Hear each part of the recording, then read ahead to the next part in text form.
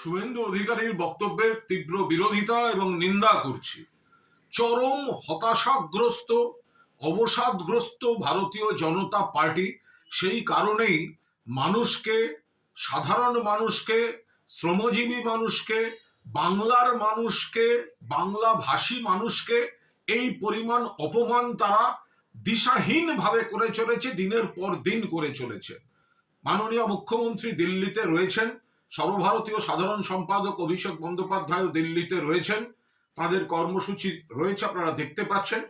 আর যারা ভুক্তভোগী, যারা জীবিত কিন্তু মৃত বলে দেখানো হয়েছিল, বা এইভাবে সাধারণ বৈধ ভোটার যাদের নাম কেটে দেওয়ার চক্রান্ত হয়েছে, হয়রান করা হয়েছে, যারা এই শিকার হয়ে মৃত্যুর মিছিলে তাদের ঘনিষ্ঠরা চলে গিয়েছেন, তো সেই ধরনের পরিবারগুলির মানুষ দিল্লিতে গিয়েছেন প্রতিবাদের প্রতীক হিসাবে, নমুনা হিসাবে, দৃষ্টান্ত হিসাবে।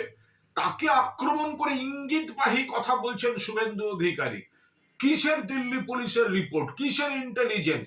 বাংলা যারা ভাষায় কথা বলে, যারা বাংলায় থাকেন, অন্য রাজ্যে গেলে পিটিয়ে মারা হচ্ছে, ওই জায়গায় বাংলা বললে বাংলাদেশে পাঠিয়ে দেওয়া হচ্ছে। বাংলা ভাষা, বাংলা যারা ভাষায় কথা বলেন, যারা বাংলা পশ্চিমবঙ্গে থাকেন, অমর্ত্য সেন থেকে শুরু করে, মোহাম্মদ শামী থেকে শুরু করে, দীপক অধিকারী থেকে শুরু করে বিপুল সংখ্যক মানুষকে হয়রান করা হচ্ছে।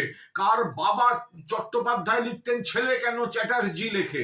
যারা শ্রমজীবী, যারা বাইরে রয়েছেন, তাদেরকে আসতে বাধ্য করা হচ্ছে, আবার আসার ক্ষেত্রে বাধা দেওয়া হচ্ছে। তাদের খরচাপাতি কে দেবে?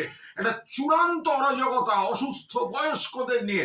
আর শুভেন্দু অধিকারী, মাননীয় মুখ্যমন্ত্রী, যখন বাংলার মানুষের ভোটের অধিকারকে অটুট রাখতে দিল্লিতে লড়াই করছেন এবং উদাহরণ হিসাবে সেই মুখগুলিকে, সেই পরিবারের প্রতিনিধিদের নিয়ে গেছেন, তখন তাদের নিম্ন রুচির আক্রমণ করছেন শুভেন্দু অধিকারী। বাংলার মানুষ এর কড়ায় গন্ডায় জবাব গণতান্ত্রিক ভাবে ভোটে দেবেন।